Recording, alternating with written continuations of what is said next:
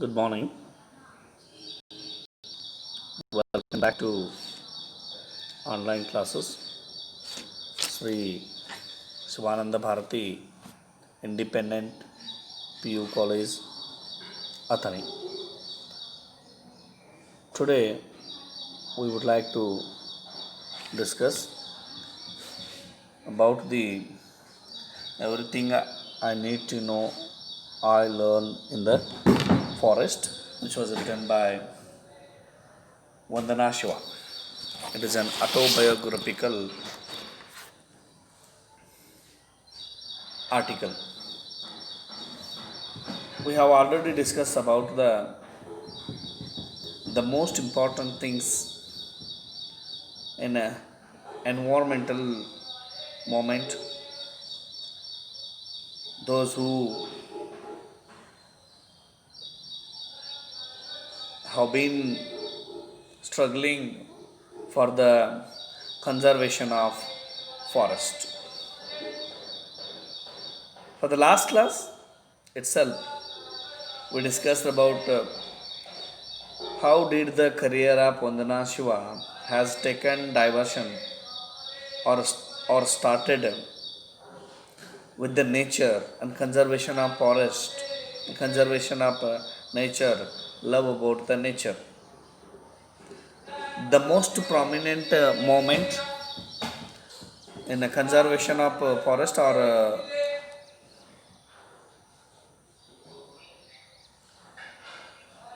environmental activity was Chipko and Appiko movement. ಈ ಚಿಪ್ಕೋ ಮತ್ತು ಅಪ್ಪಿಕೋ moment ಬಗ್ಗೆಯೂ ಕೂಡ ಕಳೆದ ಕ್ಲಾಸ್ನಲ್ಲಿ ನಾವು ಡಿಸ್ಕಷನ್ ಮಾಡಿದ್ದೀವಿ. ಅದನ್ನು ಸುಂದರ್ ಲಾಲ್ ಬಹುಗುನ್ ಅವರ ನೇತೃತ್ವದಲ್ಲಿ ಪ್ರಾರಂಭ ಆಗಿರತಕ್ಕಂಥದ್ದು. ಭಾರತದಲ್ಲಿ ಭಾಳಷ್ಟು ಪ್ರಖ್ಯಾತಿಯನ್ನು ಪಡೆದಿರ್ತಕ್ಕಂಥದ್ದು ಮತ್ತು ಯಶಸ್ವಿ ಕೂಡ ಆಗಿರ್ತಕ್ಕಂಥದ್ದು. ಆ ಚಳುವಳಿಯ ಭಾಗವಾಗಿ ಕೂಡ ಏನಪ್ಪ ಅಂದರೆ ವಂದನಾ ಶಿವ ಅವರು ಕೂಡ ಭಾಗವಹಿಸ್ತಾರೆ.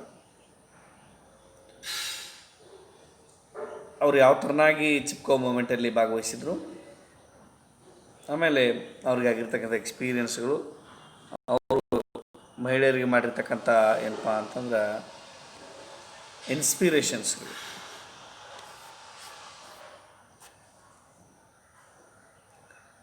ಅದ್ರ ಬಗ್ಗೆನೂ ಕೂಡ ನಾವು ಏನಪ್ಪ ಅಂದರೆ ಡಿಸ್ಕಷನ್ ಕೂಡ ಮಾಡಿದ್ದೀವಿ. ಬಚನಿ ದೇವಿ ಅಂತ ಹೆಣ್ಮಗಳು ಸ್ವತಃ ತನ್ನ ಗಂಡನ ವಿರುದ್ಧನೇ ಏನಾಗ್ತಾರಪ್ಪ ಅಂದರೆ ದಂಗೆ ಎದ್ದು ಈ ಒಂದು ಚಿಪ್ಕೋ ಮೂಮೆಂಟ್ ಅಂತಕ್ಕಂಥ ಒಂದು ಸುಂದರವಾಗಿರ್ತಕ್ಕಂಥ ಈ ಮೂಮೆಂಟ್ ಒಳಗಡೆ ಏನಪ್ಪ ಅಂದ್ರೆ ಭಾಗವಹಿಸ್ತಕ್ಕಂಥದ್ದನ್ನು ಕೂಡ ನಾವು ನೋಡಿದ್ದೀವಿ.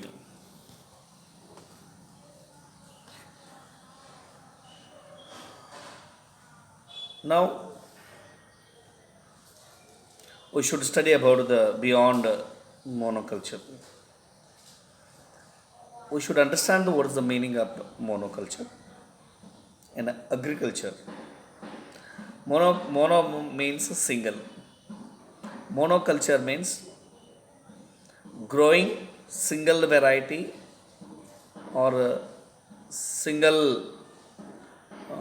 kind of grains in agriculture.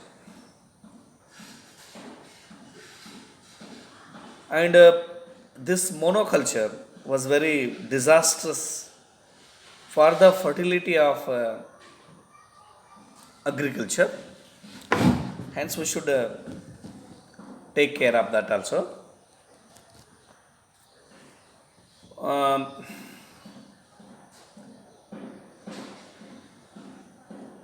From Chipko, I learned about the biodiversity and biodiversity based living economies.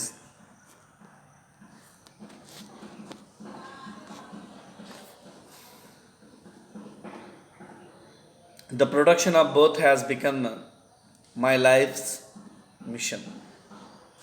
As I described in my book, Monocultures of the Mind, the failure to understand the biodiversity and its many functions is at the root of the improvement of nature and culture. ಇತ್ತಿತ್ತಲಾಗೆ Karnataka ಸರ್ಕಾರವು ಕೂಡ ಏನಪ್ಪ ಅಂತಂದ್ರೆ ಅಕ್ನೇಷಿಯಾ ಅಂತಕ್ಕಂಥ ಮರವನ್ನು ಕಾಡಿನಲ್ಲಿ ಬೆಳೀಲಿಕ್ಕೆ ಅವಕಾಶ ಮಾಡಿಕೊಟ್ಟಿರ್ತಕ್ಕಂಥದ್ದು. Completely it is useless tree. There is no any help from this acacia tree. It never ಅದರ ಹಣ್ಣಾಗಿರ್ಬೋದು, ಹೂಗಳನ್ನಾಗಿರ್ಬೋದು, ಯಾವ ಹಕ್ಕಿಗಳು ಕೂಡ ಅಲ್ಲಿ ಗೂಡ ಸಹಿತ ಕಟ್ಟೋದಿಲ್ಲ, ಯಾವ ಪ್ರಾಣಿಗಳಿಗೂ ಕೂಡ ಬೇಕಾಗದೇ ಇರತಕ್ಕಂಥ ಒಂದು ಪ್ಲ್ಯಾಂಟ್ ಅದು. ಆದರೆ ಭಾಳ ಬೇಗ ಬೆಳೀತಕ್ಕಂಥ ಮರ ಅಷ್ಟೆ. ನಾವು ಫಾರೆಸ್ಟಿಫಿಕೇಷನ್ ಮಾಡಬೇಕಂತಕ್ಕಂಥ ಅರ್ಜೆನ್ಸಿ ಒಳಗಡೆ ಅಕ್ನೇಷಿಯಾ ಅಂತ ಇಂಥ ಮರಗಳನ್ನು ಬೆಳೆಯೋದ್ರ ಮೂಲಕ ಏನಾಗ್ತಿದೆಪ್ಪ ಅಂದ್ರೆ ಬಯೋಡೈವರ್ಸಿಟಿ, ವೈವಿಧ್ಯಮಯವಾಗಿರ್ತಕ್ಕಂಥ ಕಾಡು ಏನಾಗ್ಬಿಡ್ತದಪ್ಪ ಅಂದ್ರೆ ಹಾಳಾಗ್ಬಿಡ್ತದೆ. ಕಾಡಿನಲ್ಲಿ ಹಲಸಿನ ಮರ, ನೆರಳೆ ಮರ, ಗಂಧದ ಮರ, ತೇಗ, ಬೀಟೆ, variety of thousands together variety ಮರಗಳು ಏನಾಗ್ತಾವಪ್ಪ ಅಂತಂದ್ರೆ ನೂರಾರು ವಿವಿಧ ಥರನಾಗಿರ್ತಕ್ಕಂಥ ಮರಗಳು ಬೆಳಿಬೇಕಾಗಿರ್ತಕ್ಕಂಥ ಕಾಡಿನಲ್ಲಿ ಈ ಥರ ಮರಗಳನ್ನು ಈ ಎಲ್ಲ ಮರಗಳು ನಮಗೆ ಹೂವು, ಹಣ್ಣು, ಕಾಯಿಗಳನ್ನು ಕೊಡ್ತಾವೆ. ಎಲ್ಲ ಹೂವು, ಹಣ್ಣುಗಳನ್ನು ಪ್ರಾಣಿಗಳು, ಪಕ್ಷಿಗಳು, ಕಾಡಿನಲ್ಲಿರ್ತಕ್ಕಂಥ ಎಲ್ಲ ವನ್ಯಗಳು, ಸಸ್ಯಾಹಾರಿ ವನ್ಯಗಳು ಏನಪ್ಪ ಅಂದ್ರೆ ತಿಂದು ಬದುಕ್ತವೆ. ಇಲ್ಲಿ ಬಯೋಡೈವರ್ಸಿಟಿ ಅಂತಕ್ಕಂಥದ್ದು ಅಂದರೆ ಒಂದು ಥರನಾಗಿರ್ತಕ್ಕಂಥ ವಿವಿಧ ಥರನಾಗಿರ್ತಕ್ಕಂಥ ಮರಗಳನ್ನು ಬೆಳೀತಕ್ಕಂಥದ್ದು, ವಿವಿಧ ಥರನಾಗಿರ್ತಕ್ಕಂಥ ಸಸ್ಯಗಳನ್ನು ಬೆಳೀತಕ್ಕಂಥದ್ದು. ಒಂದೇ ಥರನಾಗಿ ಬೆಳೀತಂದ್ರೆ ಮೋನೋಕಲ್ಚರ್ ಆಗ್ತದೆ. ಅಗ್ರಿಕಲ್ಚರ್ ವಿಷಯಕ್ಕೆ ಬಂದೀವಿ ಅಂತ ಹೇಳಿದರೆ, ಒಬ್ಬ ರೈತ ಸತತವಾಗಿ ಒಂದೇ ಥರನಾಗಿರ್ತಕ್ಕಂಥ ಬೆಳೆಗಳನ್ನ ಬೆಳೀಲಿಕ್ಕೆ ಪ್ರಾರಂಭ ಮಾಡಿದ ಅಂತ ಅಂದ್ಕೊಡ್ರಿ. ಅಲ್ಲಿ ಆಗ್ತಕ್ಕಂಥ ಅನಾಹುತ ಎಂಥದಪ್ಪ ಅಂತಂದ್ರೆ ಭೂಮಿ ತನ್ನೆಲ್ಲ ಫಲವತ್ತತೆಯನ್ನು ಕಳ್ಕೊಂಡ್ಬಿಡ್ತದೆ. ಭೂಮಿ ಬಂಜರು ಆಗಲಿಕ್ಕೆ ಪ್ರಾರಂಭ ಆಗ್ತದೆ. ಭೂಮಿ ಜವಳು ಭೂಮಿಯಾಗಿ ಪರಿವರ್ತನೆ ಆಗಲಿಕ್ಕೆ ಪ್ರಾರಂಭ. ಇಂಥ ಡಿಸಾಸ್ಟ್ರಸ್ ಆಗಿರ್ತಕ್ಕಂಥ, ಆತಂಕಕಾರಿಯಾಗಿರ್ತಕ್ಕಂಥ ಏಕ ಬೆಳೆಯ ಪದ್ಧತಿಯನ್ನು, ಒಂದೇ ಥರನಾಗಿರ್ತಕ್ಕಂಥ ಬೆಳೆ, ಈಗ ನಾವು ನದಿ ಪಾತ್ರದಲ್ಲಿ ನೋಡ್ತಾ ಇದ್ದೀವಿ, ಹೊಳಸಾಲ ಅಂತ ಕರಿತಕ್ಕಂಥ ಪರಿಸರ, ಬರೀ 10-20 ವರ್ಷಗಳಿಂದ ಬರೀ ಕಬ್ಬುಗಳನ್ನು ಬೆಳೀತಾ ಆ ಎಲ್ಲ ಭೂಮಿಗಳು ಏನಾಗಿಬಿಟ್ಟಿದಪ್ಪ ಅಂದ್ರೆ ಇವತ್ತು ಬಂಜರ ಭೂಮಿಗಳಾಗಿಬಿಟ್ಟಿದೆ. ಅತ್ಯಂತ ಫಲವತ್ತತೆಯಿಂದ ಕೂಡಿರ್ತಕ್ಕಂಥ ಈ ಬೆಳೆಗಳು ಏನಾಗಿಬಿಟ್ಟಿದಪ್ಪ ಅಂದರೆ ಈ ನೆಲೆಗಳೆಲ್ಲ ಬಂಜರು ಭೂಮಿಗಳಾಗಿಬಿಟ್ಟಿದ್ದಾವೆ. ಹಾಗಾಗಿ there is a culture in Indian agriculture itself only. It is not a new technique. ಇದು ಹೊಸದಾಗಿ ಬಂದಿರತಕ್ಕಂಥ ಟೆಕ್ನಿಕ್ ಅಲ್ಲ. ಬಯೋಡೈವರ್ಸಿಟಿ ಅಂತಕ್ಕಂಥದ್ದು ಆಧುನಿಕ ರೈತನಿಗೂ ಮತ್ತು ಹಳೆಯ ಕಾಲದ ರೈತನಿಗೂ, ಸಾಂಪ್ರದಾಯಿಕ ರೈತರಿಗೂ ಇರ್ತಕ್ಕಂಥ ವ್ಯತ್ಯಾಸ ಇಷ್ಟೇ ಏನಪ್ಪ ಅಂತಂದ್ರೆ, ಸಾಂಪ್ರದಾಯಿಕ ರೈತರು ಪ್ರತಿ 2 ಅಥವಾ 3 ವರ್ಷಕ್ಕೊಂದ್ಸಲ ಏನಪ್ಪ ಅಂದ್ರೆ ಭೂಮಿಯನ್ನು ಏನು ಮಾಡ್ತಾ ಇದ್ರಪ್ಪ ಅಂದ್ರೆ ಹದಗೊಳಿಸೋದಕ್ಕೋಸ್ಕರ ಬೆಳೆಗಳನ್ನು ಬದಲಾಯಿಸ್ತಾ ಇದ್ರು. They grow different kinds of crops for every 3 years or 4 years, and after a long time they wanted to fertilize more for their land, and they kept it for the that is what we call it is an hibernation. ಬಿಸಿಲು ಬೀಳೋದಕ್ಕೋಸ್ಕರ, ಗಾಳಿ ಆಡೋದಕ್ಕೋಸ್ಕರ ಭೂಮಿಯನ್ನು ಏನು ಮಾಡ್ತಾ ಇದ್ರಪ್ಪ ಅಂದ್ರೆ ಹಾಗೆ ಹದಗೊಳಿಸಿ ಬಿಟ್ಬಿಡ್ತಾಯಿದ್ರು. ಏನೂ ಬೆಳೀಲಾರದೆ ಬಿಡ್ತಕ್ಕಂಥ ಒಂದು ಪದ್ಧತಿ ಕೂಡ.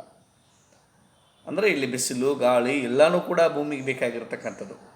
ನೀರು, ಬಿಸಿಲು, ಗಾಳಿ ಎಲ್ಲನೂ ಸೇರಿಕೊಂಡು ವೈವಿಧ್ಯಮಯವಾಗಿರ್ತಕ್ಕಂಥ ಜೀವಿಗಳು, ಭೂಮಿಯಲ್ಲಿ ರೈತನ ಮಿತ್ರವಾಗಿರ್ತಕ್ಕಂಥ ಜೀವಿಗಳು ಸಮೃದ್ಧವಾಗಿ ಸಂಗ್ರಹಣೆ ಆಯಿತು ಅಂತ ಇಟ್ಕೋರಿ. ಅಲ್ಲಿ ಬೆಳೆಗಳ ಬೆಳೀಲಿಕ್ಕೆ ಬೇಕಾಗಿರ್ತಕ್ಕಂಥ ರಾಸಾಯನಿಕಗಳು, ನೈಸರ್ಗಿಕ ರಾಸಾಯನಿಕಗಳು ಏನಾಗ್ತವಪ್ಪ ಅಂದ್ರೆ ಅಭಿವೃದ್ಧಿಯನ್ನು ಹೊಂದ್ತಾವೆ. ಆದರೆ ಇವತ್ತಿನ ಸ್ಪೀಡಾಗಿ ಹೋಗ್ತಕ್ಕಂಥ ವೇಗ್ ವರ್ಲ್ಡಲ್ಲಿ ನಾವೇನು ಮಾಡ್ತಾ ಇದ್ದೀವಪ್ಪ ಅಂತಂದ್ರೆ ಆರ್ಟಿಫಿಷಿಯಲ್ ಕೆಮಿಕಲ್ಗಳನ್ನು ಅಥವಾ ರಾಸಾಯನಿಕ ಗೊಬ್ಬರಗಳನ್ನು, ಕೆಮಿಕಲ್ ಫರ್ಟಿಲೈಸರ್ಗಳನ್ನು ಹಾಕೋದ್ರ ಮೂಲಕ ಭೂಮಿಯ ಫಲವತ್ತತೆಯನ್ನು ಕೂಡ ಹಾಳು ಮಾಡ್ತಾ ಇದ್ದೀವಿ. ಅದರ ಜೊತೆಗೆ what we are thinking of the monoculture is very disastrous and dangerous for the agriculture, not only agriculture, for forestification also. ಅರಣ್ಯೀಕರಣದ ವಿಚಾರದಲ್ಲಿ ಕೂಡ ಅದೇ ಥರನಾಗಿ ಏನಪ್ಪ ಅಂತಂದರೆ ನಾವು ಅಗ್ರಿಕಲ್ಚರ್ ವಿಚಾರದಲ್ಲಿ ಕೂಡ ಏನು ಮಾಡಬೇಕಾಗಿದೆಪ್ಪ ಅಂದ್ರೆ we should take care of the thing that is the monoculture is very dangerous. ಅದಕ್ಕೆ ಮೊನೋಕಲ್ಚರ್ ಬದಲಿಗೆ ಏನಪ್ಪ ಅಂದ್ರೆ ಯಾವುದಕ್ಕೆ ಪ್ರಪೋಸಲನ್ನು ಇಡಲಿಕ್ಕೆ ಪ್ರಯತ್ನ ಮಾಡ್ತಾರಪ್ಪ ಅಂದ್ರೆ ನಮಗಿಲ್ಲಿ ವಂದನಾ ಶಿವ ಅವರು ಬಯೋಡೈವರ್ಸಿಟಿ, ಈ ಏಕಮೇವ ಬೆಳೆಗಳನ್ನು ಬೆಳೆದ್ರಿಂದ ಆಗ್ತಕ್ಕಂಥ ದುಷ್ಪರಿಣಾಮಗಳ ಬಗ್ಗೆ, ರೈತನ ತಲೆಯಲ್ಲಿ ಸಿಕ್ಕಾಕೊಂಡ್ಬಿಟ್ಟಿದೆ ವಾಣಿಜ್ಯ ಬೆಳೆಗಳನ್ನು ಬೆಳಿಬೇಕು ಅಂತಕ್ಕಂಥದ್ದು, ಒಂದೇ ಥರನಾದ ಬೆಳಿಬೇಕಂತಕ್ಕಂಥದ್ದು. ಅದಕ್ಕೆ ಮೋನೋಕಲ್ಚರ್ ಆಫ್ ಮೈಂಡ್ ಅಂತಕ್ಕಂಥ ಏನಪ್ಪ ಅಂತಂದ್ರೆ ಈ ಬುಕ್ಸನ್ನು ಕೂಡ ನಾವೇನು ಮಾಡ್ಬೋದಪ್ಪ ಅಂದರೆ ಇಲ್ಲಿ ನೋಡ್ಬೋದು. ಅವ್ರು ಬರ್ತಿರ್ತಕ್ಕಂಥ ಪುಸ್ತಕ, ಅದರಲ್ಲಿ ಈ ಮೋನೋಕಲ್ಚರ್ ಅಂದರೆ ಒಂದೇ ಥರನಾಗಿರ್ತಕ್ಕಂಥ ಬೆಳೆಗಳನ್ನು ಬೆಳೆಯೋದ್ರ ಮೂಲಕ ಆಗ್ತಕ್ಕಂಥ ದುರಂತಗಳ ಬಗ್ಗೆಯೂ ಕೂಡ ಏನಪ್ಪ ಅಂದರೆ ರೈತರ ಮನೋಸ್ಥಿತಿಗಳ ಬಗ್ಗೆಯೂ ಕೂಡ ಏನಪ್ಪ ಅಂದರೆ ಇಲ್ಲಿ ಡಿಸ್ಕಷನ್ ಮಾಡಿರ್ತಕ್ಕಂಥದ್ದು. ಆಮೇಲೆ ಈ ಬಯೋಡೈವರ್ಸಿಟಿ ಅಂತಕ್ಕಂಥದ್ರ ಬಗ್ಗೆ ಹೇಳಿದ್ವಿ ನಾವು ಆಲ್ರೆಡಿ. ಏನಪ್ಪ ಅಂತಂದ್ರೆ ಇದು ಭೂಮಿಯ ಫಲವತ್ತತೆಯನ್ನು ಹೆಚ್ಚಿಸ್ತದೆ ಬೇರೆ ಬೇರೆ ಥರನಾಗಿರ್ತಕ್ಕಂಥ ಬೆಳೆಗಳನ್ನು ಬೆಳೆಯೋದ್ರ ಮೂಲಕ. The lesson I learned about the diversity in the Himalayan forests are transferred to the production of biodiversity on our farms. I started saving seeds from farmers' field and then realized we needed a farm for demonstration and trading. ಈ diversity ವಿಚಾರದಲ್ಲಿ Himalayan forest ಒಳಗಡೆ ವೈವಿಧ್ಯಮಯವಾಗಿರ್ತಕ್ಕಂಥ ಹಿಮಾಲಯದ ಕಾಡಿನಲ್ಲಿ ಇವರು ಕಲ್ತಿರ್ತಕ್ಕಂಥ ಏನಪ್ಪ ಅಂತಾರೆ, ಒಂದು ಪಾಠ ಏನಪ್ಪ ಅಂದರೆ I transferred to the production of biodiversity on our farms. ತಮ್ಮ ಹೊಲದಲ್ಲಿ ಕೂಡ ಅವರ ತಂದೆ ತಾಯಿಗಳು, ಅವ್ರ ತಾಯಿ ರೈತ ಆಗಿದ್ಲು ಅಂತಕ್ಕಂಥ ಮಾತನ್ನು ಕೂಡ ನಿಮಗೆ ಹೇಳಿದ್ದೀನಿ. ಇವಳು ಏನಪ್ಪ ಅಂದ್ರೆ ಮೊದಲು ತನ್ನ ಹೊಲದಲ್ಲೇ ಏನಪ್ಪ ಅಂದ್ರೆ ವಂದನಾ ಶಿವ ಅವರು ಇದನ್ನು ಪ್ರಾಕ್ಟಿಕಲಿಗೆ ಕೂಡ ತೊಗೊಂಬರ್ತಾರೆ. ಬಯೋಡೈವರ್ಸಿಟಿ, ತಮ್ಮ ಭೂಮಿಯ ಫಲವತ್ತತೆಯನ್ನು ಉಳಿಸೋದಕ್ಕೋಸ್ಕರ ವಿವಿಧ ಥರನಾಗಿರ್ತಕ್ಕಂಥ ಬೆಳೆಗಳನ್ನು ಬೆಳೀತಕ್ಕಂಥ ಈ ಬಯೋಡೈವರ್ಸಿಟಿ ಅಂತಕ್ಕಂಥ ಪ್ರಾಜೆಕ್ಟನ್ನು ಮೊದಲು ತಮ್ಮ ಹೊಲದಲ್ಲೇ ಏನಪ್ಪ ಇನ್ಸ್ಟಾಲೇಷನ್ ಮಾಡ್ತಕ್ಕಂಥ. I started saving seeds from farmers field and then realised we needed a farm of demonstration and training. ತನ್ನ ಸುತ್ತಲೂ ಇರ್ತಕ್ಕಂಥ ಹಿಮಾಲಯನ್ ರೀಸನ್ದಲ್ಲಿರ್ತಕ್ಕಂಥ ಎಲ್ಲ ರೈತರಲ್ಲಿರ್ತಕ್ಕಂಥ ಒಳ್ಳೊಳ್ಳೆ ತಳಿಯ ಬೀಜಗಳನ್ನು ಸಂಗ್ರಹಣೆ ಮಾಡ್ತಕ್ಕಂಥ ಒಂದು ಏನಪ್ಪ ಅಂತಂದ್ರೆ ಕೆಲಸವನ್ನು ಕೂಡ ಇಲ್ಲಿ ವಂದನಾ ಶಿವ ಅವ್ರು ಮಾಡ್ತಾರೆ. ಭಾಳ ಇಂಪಾರ್ಟೆಂಟ್ ಆಗಿರ್ತಕ್ಕಂಥ ವಿಚಾರ ಇದು. ಏನು, ಅತ್ಯಂತ ಒಳ್ಳೆಯ ತಳಿಯ ಬೀಜಗಳನ್ನು ಸಂಗ್ರಹಣೆ ಮಾಡಿರ್ತಕ್ಕಂಥ ಒಂದು ಪದ್ಧತಿ. ಅಂದರೆ ಸಾಂಪ್ರದಾಯಿಕ ರೈತರು ಏನಪ್ಪ ಅಂತಾರೆ, ತಮ್ಮ ಹೊಲದಲ್ಲಿ ಬೆಳಿಬೇಕಾಗಿರ್ತಕ್ಕಂಥ ಎಲ್ಲ ಥರದ ಬೀಜಗಳನ್ನು ಸ್ವತಃ ತಮ್ಮ ಮನೆಯಲ್ಲೇನೆ ಏನಪ್ಪ ಅಂದ್ರೆ ಸಂಗ್ರಹಣ ಮಾಡಿಡ್ತಾಯಿದ್ರು. 3-4 ವರ್ಷಗಳವರೆಗೂ ಕೂಡ ಮನೆಯಲ್ಲಿ ಒಳ್ಳೊಳ್ಳೆ ತಳಿಯ ಬೀಜಗಳನ್ನು ಸಂಗ್ರಹಣೆ ಮಾಡಿಡ್ಕೊತಾಯಿದ್ರು. ತಮಗೆ ಯಾವಾಗ ಬಿತ್ತನೆ ಮಾಡ್ಬೇಕನ್ಸದ ಭೂಮಿ ಹದ ಬರ್ತದೆ ನೋಡ್ರಿ, ಅವಾಗ ಯಾರಿಗೂ ಕಾಯ್ತಾ ಇರಲಿಲ್ಲ. ತಮ್ಮ ಬೀಜಗಳನ್ನು ಬಿತ್ತಿ ತಾವು ಏನಪ್ಪ ಅಂದ್ರೆ ಫಲವತ್ತಾದ ಬೆಳೆಗಳನ್ನು ಬೆಳ್ಕೊತಾ ಇದ್ರು. ಭಾರತದ ಆಧುನಿಕ ರೈತನ ದುರಂತ ಏನಪ್ಪ ಅಂತಂದ್ರೆ, ಇವತ್ತು ಭೂಮಿ ಹದ ಆಗ್ಯದ ಅಂತಂದ್ರೂ ಕೂಡ ರೈತನಿಗೆ ಬಿತ್ತಲಿಕ್ಕೆ ಆಗ್ತಾ ಇಲ್ಲ. ಯಾಕಪ್ಪ ಅಂದ್ರೆ ಅವನ ಮನೆಯೊಳಗಡೆ ಬೀಜನೇ ಇಲ್ಲ. ಸಾಂಪ್ರದಾಯಿಕವಾಗಿ ಸಂಗ್ರಹಣೆ ಮಾಡ್ತಕ್ಕಂಥ ಎಲ್ಲ ಬೀಜಗಳನ್ನು ನಾಶಪಡಿಸ್ಕೊಂಡ್ಬಿಟ್ಟಿದ್ದಾನೆ. ಸ್ವತಃ ರೈತ ತಾನೇ ನಾಶಪಡಿಸ್ಕೊಂಡ್ಬಿಟ್ಟಿದ್ದಾನೆ. ಇವಾಗ ಅವನಿಗೆ ಏನಪ್ಪ ಅಂತಂದರೆ ಬೆಳೆ ಬೇಕು ಅಂತ ಇಟ್ಕೋರಿ. ರೈತನಿಗೆ ಇವಾಗ ತಾನು ಬೆಳೆ ಬೆಳಿಬೇಕಂತಂದ್ರೆ ಮಾರ್ಕೆಟಿಗೆ ಬಂದು ಕ್ಯೂ ಹಚ್ಕೊಂಡು ನಿಂದಿರ್ಬೇಕು. ಏನೋ ಬೀಜದ ಅಂಗಡಿ ಮುಂದುಗಡೆಗೆ 2 ದಿವಸಗಟ್ಟಲೆ ಕ್ಯೂ ಹಚ್ಕೊಂಡು ನಿಂದಿರ್ಬೇಕು, ಸಾಲುಗಟ್ಟಿ ನಿಲ್ಲಬೇಕು. ಆ ಬೀಜವನ್ನು ಪಡ್ಕೊಂಡು ಹೋಗಿ ನಂತರ ಏನಪ್ಪ ಅಂತಂದ್ರೆ ಬೀಜವನ್ನು ಬಿತ್ತಬೇಕು. ಮಲ್ಟಿ ನ್ಯಾಷನಲ್ ಕಂಪ್ನಿ, ಅಂತಾರಾಷ್ಟ್ರೀಯ ಕಂಪ್ನಿಗಳ ಬಂದಿರತಕ್ಕಂಥ ಬೀಜಗಳನ್ನು ಪಡ್ಕೊಂಡು, ಈ ಅಂತಾರಾಷ್ಟ್ರೀಯ ಕಂಪ್ನಿಯಿಂದ ಪಡೆದಿರ್ತಕ್ಕಂಥ ಬೀಜಗಳು ಅದು ಎಷ್ಟು ಬೆಳೀತದೋ ಬಿಡ್ತದೋ ಅಂತ ಇಸಿಂದ ನಮಗೆ ಗೊತ್ತಿಲ್ಲ. ಬೆಳೆ ಬಂದರೆ ಬಂತು, ಬರಲಿಲ್ಲ ಅಂದರೆ ಇಲ್ಲ. 3-4 ಪಟ್ಟು ದುಪ್ಪಟ್ಟು ಬೆಲೆಗಳನ್ನು ಕೊಟ್ಟು 2 ದಿನಗಟ್ಟಲೆ ಸಾಲುಗಟ್ಟೆ ನಿಂತ್ಕೊಂಡು ಬೀಜಗಳನ್ನು ತೊಗೊಂಡು ಬೆಳೆದರೂ ಸಹಿತ ರೈತನಿಗೆ ತಾನು ಇನ್ವೆಸ್ಟ್ಮೆಂಟ್ ಮಾಡಿರ್ತಕ್ಕಂಥ ಫಲಾನು ಕೂಡ ಯಾರಿಗೆ ಬರ್ತಾ ಇಲ್ಲಪ್ಪ ಅಂದರೆ ರೈತನಿಗೆ ಬರ್ತಾ ಇಲ್ಲ. ಇದಕ್ಕೆಲ್ಲ ಏನು ಕಾರಣಪ್ಪ ಅಂದ್ರೆ we have forgotten the biodiversity formation that the conservation of seeds. ನಾವು ಏನಪ್ಪ ಅಂದರೆ ಒಳ್ಳೆಯ ತಳಿಯ ಬೀಜಗಳನ್ನು ಸಂಗ್ರಹಣೆ ಮಾಡ್ತಕ್ಕಂಥ ಈ ಪದ್ಧತಿಯನ್ನು ನಾವು ಏನು ಮಾಡ್ಕೊಂಡ್ಬಿಟ್ಟಿದ್ದೀವಿ ಅಂದರೆ ಹಾಳು ಮಾಡ್ಕೊಂಡ್ಬಿಟ್ಟಿದ್ದೀವಿ, ಮರ್ತು ಬಿಟ್ಟಿದ್ದೀವಿ. And all the Indian farmers are completely dependent on multinational company either for seeds, pesticides, fertilizers, everything. Until and unless the international market opens for them, they cannot get an opportunity to use these seeds. ತಮ್ಮ ಹೊಲದಲ್ಲಿ ಬೆಳೆ ಬೆಳೀಲಿಕ್ಕೆ ಅವಕಾಶ ಏನಾಗೋದಿಲ್ಲಪ್ಪ ಅಂದರೆ ಬರೋದಿಲ್ಲ.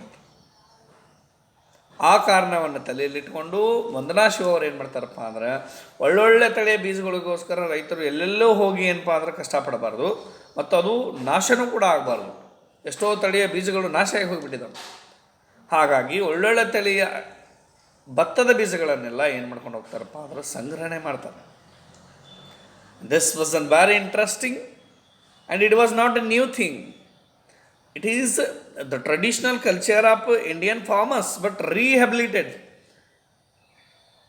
The traditional culture of Indian farmers has been rehabilitated by the Vandana Shiva, that ಏನಪ್ಪ ಅಂದರೆ ಒಳ್ಳೊಳ್ಳೆ ಬೀಜಗಳನ್ನು ಶೇರ್ ಮಾಡ್ತಕ್ಕಂಥ ಪದ್ಧತಿಗಳು.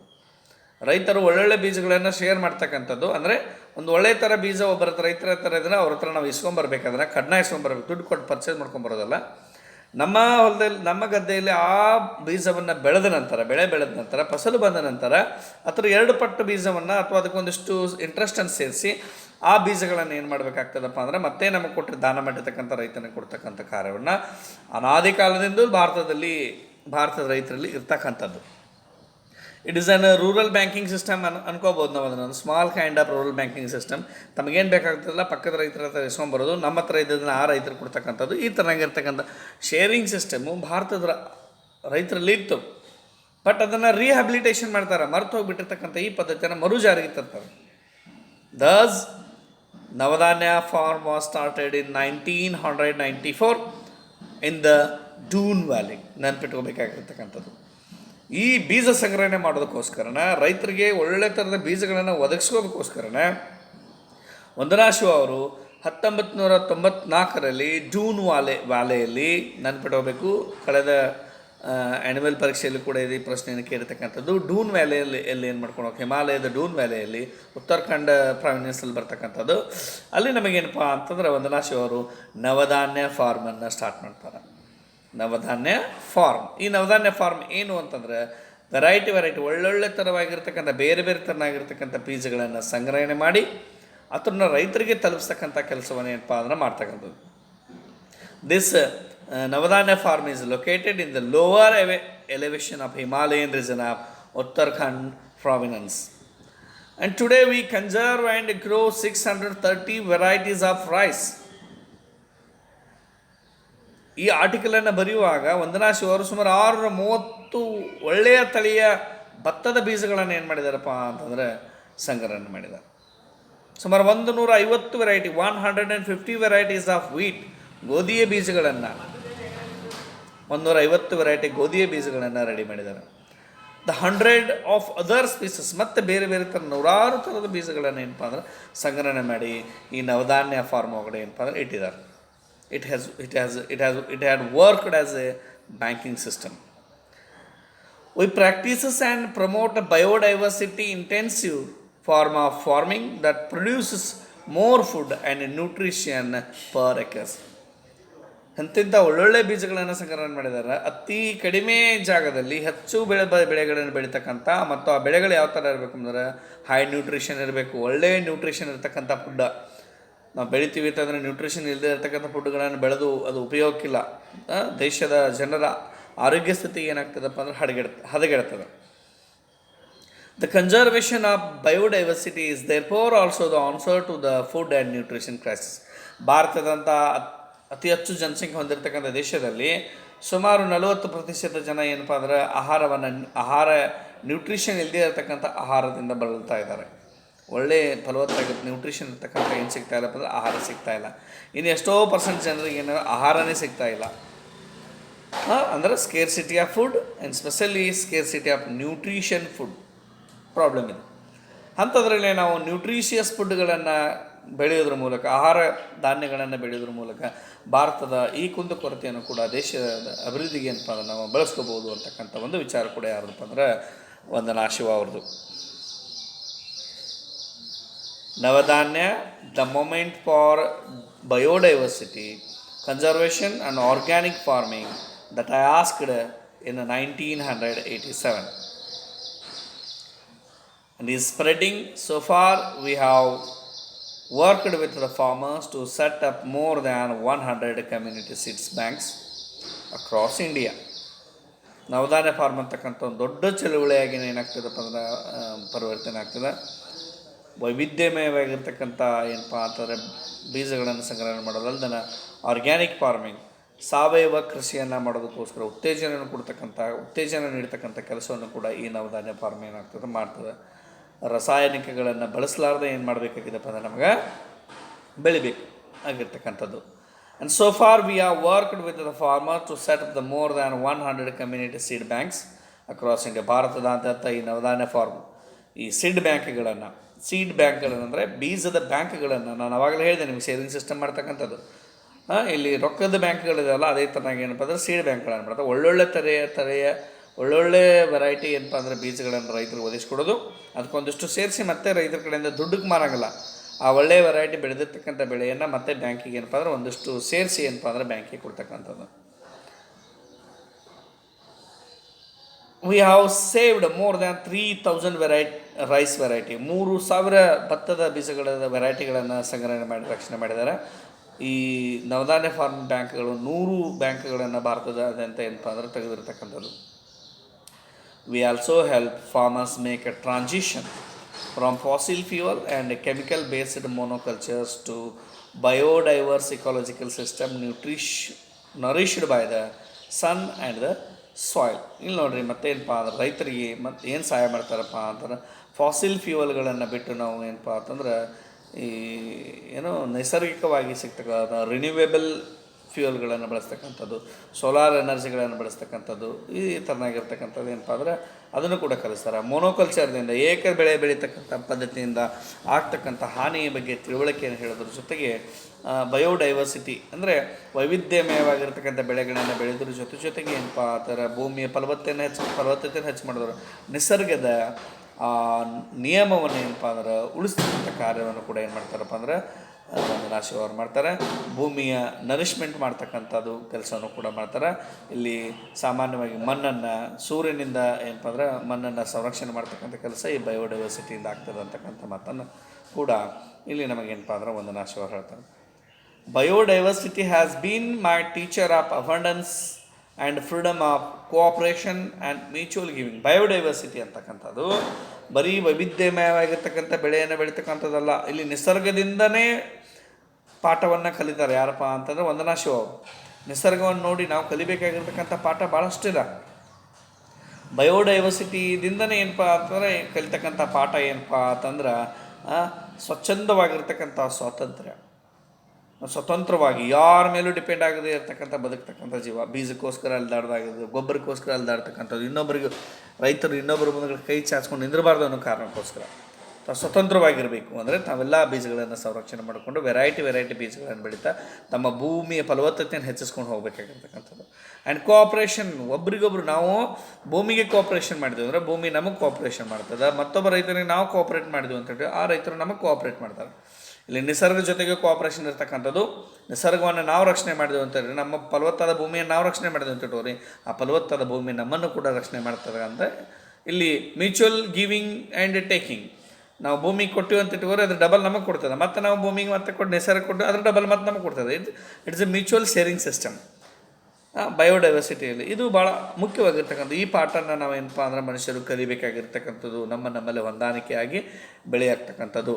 ಬೆಳೆಗಳು ಒಂದಕ್ಕೊಂದು ಪೂರಕವಾದ ಬೆಳೆಗಳನ್ನು ಬೆಳೆಯೋದ್ರ ಮೂಲಕ ಏನಾಗ್ತದಪ್ಪ ಅಂದ್ರೆ ಅಲ್ಲಿ ಭೂಮಿಗೆ ಏನಾಗ್ತದಪ್ಪ ಅಂದರೆ ಮ್ಯೂಚುವಲ್ ಹೆಲ್ಪ್ ಆಗ್ತದೆ.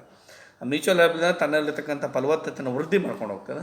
ನಮಗೆ ಫಲವತ್ತಾದ ನ್ಯೂಟ್ರಿಯಸ್ ಆಗಿರ್ತಕ್ಕಂಥ ಮತ್ತು ಹೇರಳವಾಗಿರ್ತಕ್ಕಂಥ ಬೆಳೆಯನ್ನು ನಮಗೆ ಭೂಮಿಗೆ ಕೊಡ್ತದೆ ಅಂತಕ್ಕಂಥ ಮಾತನ್ನು ಕೂಡ ಯಾರು ಹೇಳ್ತಾರಪ್ಪ ಅಂದರೆ ಇಲ್ಲಿ ವಂದನಾಶಿವ ಅವರು ನಮಗೆ ಹೇಳ್ಕೊಡ್ತಕ್ಕಂಥದ್ದು. Rights of nature on the global stage. ಈಗ ಮತ್ತೊಂದು ಬೇರೆ ಕಾನ್ಸೆಪ್ಟ್ ಬಗ್ಗೆ ಏನಪ್ಪ ಅಂದರೆ ನಮಗಿಲ್ಲಿ ವಂದನಾಶಿವ ಅವರು ಮಾತಾಡ್ತಾ ಇದ್ದಾರೆ. ಇಲ್ಲಿ ನಮಗೆ ಬೇರೆ ಬೇರೆ ವಿಷಯಗಳ ಬಗ್ಗೆ ವಿಷಯಾಂತರ ಆಗ್ತಕ್ಕಂಥದ್ದು ನೋಡಿದ್ದೀವಿ, ವಿಷಯ ಬದಲಾವಣೆ ಆಗ್ತಕ್ಕಂಥದ್ದು. ಹಾಗಾಗಿ ನಾವು ಒಂದೇ ಕ್ಲಾಸಲ್ಲಿ ಇದರ ಬಗ್ಗೆ ಎರಡೆರಡು ವಿಷಯಗಳ ಬಗ್ಗೆ ಡಿಸ್ಕಷನ್ ಮಾಡಿದರೆ student will get some little confusion. Hence for every classes we will take a single topic. Right ನಾವು ವಿ ಹ್ಯಾವ್ ಕಂಪ್ಲೀಟೆಡ್ ಮೋನೋಕಲ್ಚರ್ ಬಗ್ಗೆ ನಾವು ಅಭ್ಯಾಸ ಮಾಡಿದ್ದೀವಿ. ಅದಾದ ನಂತರ ನಾವು ಮುಂದಿನ ಕ್ಲಾಸಲ್ಲಿ right of nature on the global stage ಬಗ್ಗೆ ಅಂತಂದ್ರೆ ಅಭ್ಯಾಸ ಮಾಡ್ಬೋದು. ಇಲ್ಲಿ ನಾವು ಏನಪ್ಪ ಅಂತಂದ್ರೆ ಮೋನೋಕಲ್ಚರ್ ಮಾಡಿರ್ತಕ್ಕಂಥ ಅಭ್ಯಾಸ ನಾವು ಏಕಮೇವ ಬೆಳೆಯನ್ನು ಬೆಳಿಲಾರ್ದನ ವೈವಿಧ್ಯಮಯವಾಗಿರ್ತಕ್ಕಂಥ ಬೆಳೆಗಳನ್ನು ಬೆಳೀತಾ ಇರಬೇಕಾಗಿರ್ತಕ್ಕಂಥದ್ದು. ರೈತರ ಮನಸ್ಸಿನಲ್ಲಿರ್ತಕ್ಕಂಥ ವಾಣಿಜ್ಯ ಬೆಳೆಗಳಿಂದ ಮಾತ್ರ ಲಾಭ ಇದೆ ಅಂತಕ್ಕಂಥ ಮನೋಸ್ಥಿತಿ ಅಂತ ತೆಗೆದಾಕಿ ಈ ವೈವಿಧ್ಯಮಯವಾಗಿರ್ತಕ್ಕಂಥ ಬೆಳೆಗಳನ್ನು ಬೆಳೆಯೋದ್ರ ಮೂಲಕ ಬಯೋಡೈವರ್ಸಿಟಿಯನ್ನು ಏನು ಮಾಡಬೇಕಪ್ಪ ಅಂದರೆ ಬೆಳೆಸಬೇಕು. ಈ ಮೂಲಕ ನಾವೇನಪ್ಪ ಅಂದ್ರೆ ರಾಸಾಯನಿಕ ಗೊಬ್ಬರಗಳನ್ನು ಬಳಕೆ ಮಾಡೋದನ್ನು ಕಡಿಮೆ ಮಾಡಿ ನಮ್ಮ ಭೂಮಿ ತನ್ನಷ್ಟು ತಾನ ಫಲವತ್ತತೆಯನ್ನು ಪಡ್ಕೊಳ್ತಕ್ಕಕ್ಕೆ ಅವಕಾಶ ಮಾಡಿಕೊಡ್ಬೇಕಾಗಿರ್ತಕ್ಕಂಥದ್ದು ವೈವಿಧ್ಯತರನಾಗಿರ್ತಕ್ಕಂಥ ಬೆಳೆಗಳನ್ನು ಬೆಳೆಯೋದ್ರ ಮೂಲಕ. ಮತ್ತು ಇಲ್ಲಿ ಭಾಳ ಮುಖ್ಯವಾಗಿರ್ತಕ್ಕಂಥದ್ದು ಏನಪ್ಪ ಅಂದ್ರೆ ನವಧಾನ್ಯ ಫಾರ್ಮ್ ಅಂತಕ್ಕಂಥ ಬ್ಯಾಂಕನ್ನು ಕೂಡ ಪ್ರಾರಂಭ ಮಾಡ್ಕೊಂಡು ಹೋಗ್ತಾರೆ. ಇದರ ಬ್ರ್ಯಾಂಚ್ಗಳು 100 ಬ್ರ್ಯಾಂಚ್ಗಳನ್ನು ಮಾಡ್ತಾರೆ. ಸುಮಾರು 630ರಿಂದ 150 ವೆರೈಟಿ, 630 ಭತ್ತದ ವೆರೈಟಿಗಳು, 150 ವೆರೈಟಿ ಗೋಧಿ ವೆರೈಟಿಗಳನ್ನು, 100 ಸ್ಪೀಸಸ್ಗಳನ್ನ ಏನಪ್ಪ ಅಂದ್ರೆ ರಕ್ಷಣೆ ಮಾಡ್ಕೊಂಡು ಹೋಗ್ತಕ್ಕಂಥದ್ದು. ಇಲ್ಲಿ ನಮಗೇನಪ್ಪ ಅಂತಂದ್ರೆ 3000 ವೆರೈಟಿ ಏನಪ್ಪ ಅಂದ್ರೆ ಭತ್ತವನ್ನು ಕೂಡ ಏನಪ್ಪ ಅಂದರೆ ಇವರು ಸೇವ್ ಮಾಡಿ ಇಟ್ಕೊಂಡಿದ್ದಾರೆ. 100 ಬ್ಯಾಂಕ್ಗಳು ಭಾರತದಾದ್ಯಂತ ಈ ಬೀಜಗಳನ್ನು ಶೇರ್ ಮಾಡ್ತಕ್ಕಂಥ ಏನಪ್ಪ ಅಂದರೆ ಬ್ಯಾಂಕ್ಗಳನ್ನು ಕೂಡ ಪ್ರಾರಂಭ ಮಾಡ್ಕೊಂಡು ಹೋಗಿರ್ತಕ್ಕಂಥದ್ದು ಇಲ್ಲಿ ಭಾಳ ಮುಖ್ಯವಾಗಿರ್ತಕ್ಕಂಥದ್ದು.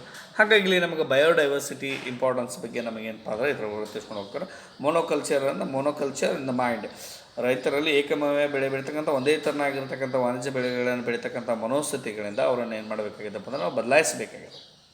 ವೈವಿಧ್ಯಮಯವಾಗಿರ್ತಕ್ಕಂಥ ಬೆಳೆಗಳನ್ನು ಬೆಳಿಬೇಕು. ಭೂಮಿಗೆ ಫಲವತ್ತತೆಯ ತುಂಬಿಕೊಳ್ಳೋಕ್ಕೆ ತನ್ನಷ್ಟಕ್ಕೆ ತಾನೇ ಫಲವತ್ತತೆಯನ್ನು ತುಂಬಿಕೊಳ್ಳೋಕ್ಕೆ ಬೇಕಾಗಿರ್ತಕ್ಕಂಥ ಎಲ್ಲ ಅವಕಾಶಗಳನ್ನು ನಾವು ಒದಗಿಸ್ಕೊಡ್ಬೇಕು. ಒಂಥರ ಮ್ಯೂಚುವಲ್ ಅಂಡರ್ಸ್ಟ್ಯಾಂಡಿಂಗ್, ಮ್ಯೂಚುವಲ್ ಶೇರಿಂಗ್. ನಾವು ಫಲವತ್ತಾದ ಭೂಮಿಗೆ ತನ್ನ ಫಲವತ್ತತೆಯನ್ನು ಹೆಚ್ಚಿಕೊಳ್ಳಿಕ್ಕೆ ಅವಕಾಶ ಮಾಡಿಕೊಟ್ಟು ರೀ ಆ ಭೂಮಿ ನಮಗೇನಾಗ್ತದಪ್ಪ ಅಂದ್ರೆ ಫಲವತ್ತಾದ ಬೆಳೆಗಳನ್ನು ನಮಗೆ ಕೊಡ್ತದೆ. ತನ್ನಷ್ಟಕ್ಕೆ ಅದು ಏನಾಗ್ತದಪ್ಪ ಅಂತಂದ್ರೆ ತನ್ನ ಫಲವತ್ತತೆಯನ್ನು ಹೆಚ್ಚಿಸ್ಕೋತದೆ.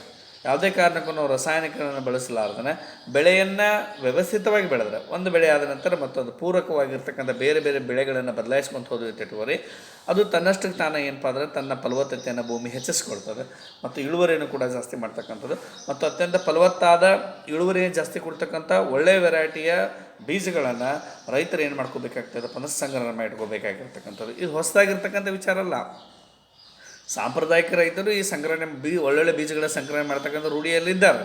ಆದರೆ ಆಧುನಿಕ ರೈತ ಏನು ಮಾಡ್ತಾ ಇದ್ದಾನಪ್ಪ ಅಂತಾರೆ ಅದನ್ನೆಲ್ಲ ಮರೆತು ಬಿಟ್ಟು ಮಲ್ಟಿನ್ಯಾಷನಲ್ ಕಂಪ್ನಿಯವ್ರು ಕೊಡ್ತಕ್ಕಂಥ ಬೀಜದ ಮೊರೆ ಹೋಗಿ ಅವ್ರು ಅಧೀನಕ್ಕೆ ಒಳಪಡ್ತಾ ಇದ್ದಾರೆ.